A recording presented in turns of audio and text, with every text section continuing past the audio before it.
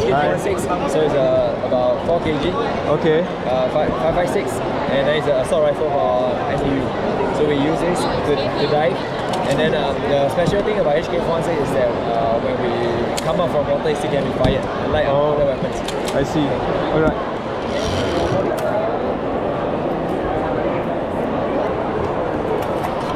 Handler is here. So okay. For the display purpose, just pull and release under control. Same like the M16? Yes, release under control. Yes, thank you. Take it. Alright.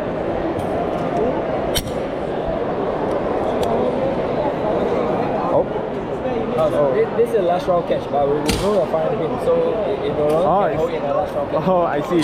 Yeah. Oh, the firing pin is already removed. Display purpose. Oh, okay. I understand. Alright, thanks very much. Okay. You ever used one before? Never. Okay, so now your space. It's alright. You aim. You use these two dots and this dot. Alright. You will like press. Okay. Yeah. So then you grab. Okay, now pull. Okay, let go. Okay. Alright. Now pull here. Yeah.